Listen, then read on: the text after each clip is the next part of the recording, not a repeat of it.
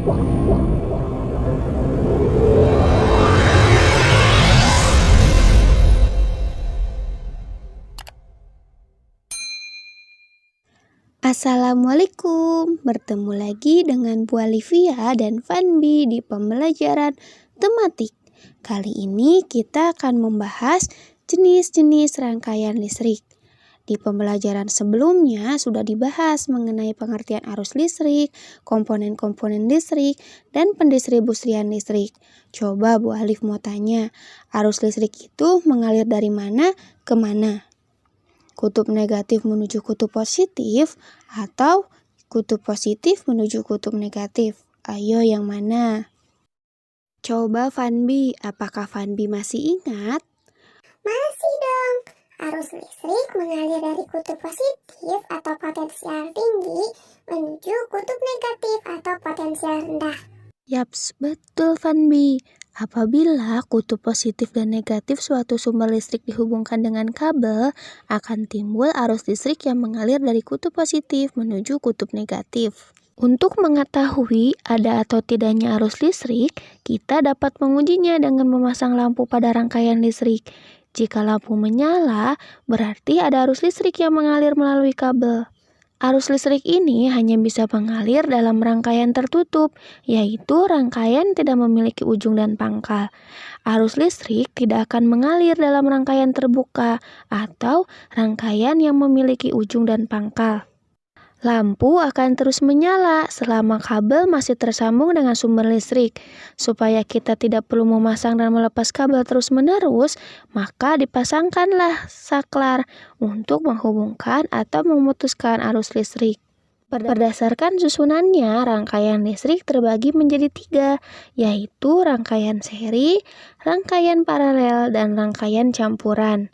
Rangkaian seri adalah rangkaian listrik yang disusun berurutan atau tanpa cabang. Sebaliknya, rangkaian paralel adalah rangkaian listrik yang dihubungkan secara berjajar dengan beberapa cabang. Dan yang terakhir adalah rangkaian campuran, yaitu rangkaian gabungan antara seri dan paralel. Secara penggunaannya, ketiga jenis rangkaian ini jelas berbeda loh. Pada rangkaian seri, karena lampu disusun bersebelahan, artinya apabila satu lampu tersebut diputus, maka lampu lainnya juga akan ikut mati. Kamu pasti pernah tahu lampu LED atau tumbler kan, yang biasa digantung dijadiin hiasan itu loh. Dengan menggunakan rangkaian seri, kita dengan mudah mematikan seluruh lampu dengan satu pencetan. Bayangkan kalau kita harus matiin semua satu persatu, bisa-bisa kita pingsan kecapean deh. Sifat rangkaian paralel adalah jika salah satu lampu diputus, lampu lain akan tetap menyala. Rangkaian paralel bisa kita temukan di rangkaian lampu rumah kita sendiri. Dengan memasang lampu pada kabel yang disusun bercabang seperti rangkaian paralel, kita bisa memisahkan saklar untuk masing-masing lampu.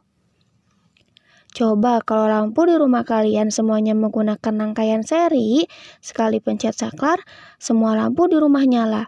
Yang ada malah boros dan gak efektif kan? Jadi, rangkaian listrik mana yang dipakai di rumah kalian? Nah, yang terakhir rangkaian campuran, yaitu rangkaian gabungan antara seri dan paralel. Jika lampu A diputus, maka lampu B, C, D tidak akan menyala. Hal ini karena lampu A berkedudukan seri terhadap gabungan lampu B, C, dan D. Akan tetapi, jika salah satu lampu pada rangkaian paralel diputus, misalnya lampu D, maka ketiga lampu lainnya akan tetap menyala. Sekian pembahasan dari Bu Alivia dan Fanbi. Mudah-mudahan pembahasan kali ini menjadi ilmu yang bermanfaat bagi kalian. Terima kasih sudah menonton video ini. Mohon maaf jika ada kesalahan. Bu Alivia dan Fanbi pamit. Jaga kesehatan dan tetap semangat. Wassalamualaikum warahmatullahi wabarakatuh.